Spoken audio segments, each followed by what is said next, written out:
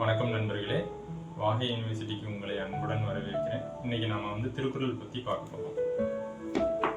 என்ன அதிகாரம்னு பாத்தீங்கன்னா ஊக்கமுடைமை. உடையர் எனப்படுவது ஊக்கம், அஃது இல்லார் உடையது உடையரோ மற்று அப்படின்றது.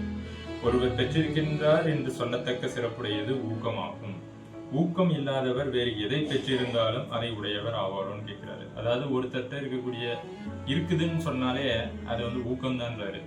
ஊக்கம் இல்லாத பட்சத்துல வேற எது இருந்தாலும் ஒன்றும் இல்லை, அது அது இருக்குன்னே சொல்ல தேவையில்லை. உடைமை உடைமை பொருள் உடைமை நில்லாது நீங்கிவிடும். ஒருவருக்கு ஊக்கமுடைமையே நிலையான உடைமையாகும், மற்ற பொருளுடைமையானது நிலைவேறி இல்லாமல் நீங்கி விடுவதாகும் அப்படின்றாரு. ஏதாவது நிலைச்சு இருக்கு ஒருத்தர்கிட்ட அப்படின்னு பாத்தீங்கன்னா அது அவர்கிட்ட இருக்க ஊக்கம்தான். மற்றது அப்படியே எங்க போகுதுன்னே தெரியாது, அப்படி போயிடும் அப்படின்றாரு. ஆக்கம் இழந்தேம் என்று அல்லாவார் ஊக்கம் ஒருவந்தம் கைத்துடையார். ஊக்கத்தை உறுதியாக தம் கைப்பொருளாக உடையவர் ஆக்கம் இழந்துவிட்டேம் என்று கலங்க மாட்டார். அதாவது ஊக்கம்னு ஒண்ணு கையில இருந்தா போதும், தோல்வி வந்தா கூட ஐயோ இல்ல இருந்தது இல்லாம போனா கூட கலங்க மாட்டார். ஏன்னா அவர்கிட்ட ஊக்கம் இருக்கு. ஆக்கம் அதழ்வினாய் செல்லும் அசைவிலா ஊக்கம் உடையான் உடை. அதாவது சோர்வு இல்லாத ஊக்கம் உடையவனிடத்தில் ஆக்கமானது தானே அவன் உள்ள இடத்தை வழிகேட்டு கொண்டு போய் சேரும் அப்படின்றது.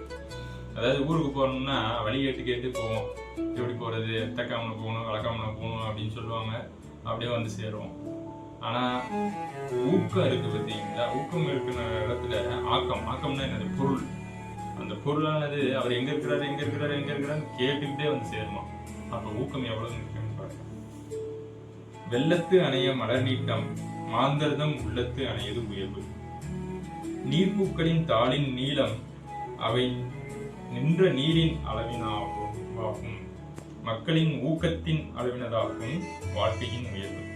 அதாவது தாமரை பாத்தீங்கன்னு வச்சுக்கோங்களேன், தண்ணிக்கு மேல இருக்கும், கீழே பாத்தீங்கன்னா அந்த தண்ணி எவ்வளவு ஆழம் இருக்குதோ அவ்வளவு ஆழத்துக்கும் வளர்ந்துருக்கும்.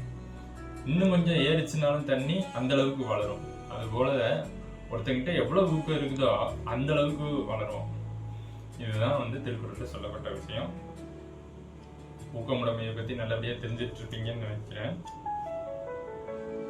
இதுல இன்னொரு சிறப்பான குறள் இருக்கு. பரியது கூர்ங்கோட்டது ஆயினும் யானை வெறும் புலி தாக்குறி அப்படின்னு. யானை பருத்த உடம்பை உடையது, கூர்மையான கூம்புகளை உடையது, ஆயினும் ஊக்கமுள்ளதாகிய புலி தாக்கினால் அதற்கு யானை எவ்வளவு பெருசு, புலி அதுக்கு ஈடாகுமா? சைஸை வச்சு பார்த்தோம், அளவு வச்சு பார்த்தோம் அப்படின்னா அதே மாதிரி அதே பேருக்கு கொம்பு எவ்வளவு பெருசு, புலி நெருங்க முடியுமா? ஆனாலும் அந்த புலிகிட்ட இருக்கிற ஊக்கம் அந்த யானையவே விரட்டி அடிச்சிடும் அப்படின்றாங்க. அப்ப ஊக்கம் அவ்வளவு முக்கியமானது. நன்றி நண்பர்களே, உங்களுக்கு ஊக்கத்தை பத்தி ஒரு அறிமுகம் கிடைச்சிருக்கும்னு நினைக்கிறேன். ஊக்கத்தை நீங்க எப்பயும் கைவிடாதீங்க, அதுவும் உங்களை கைவிடாது. நன்றி, வணக்கம்.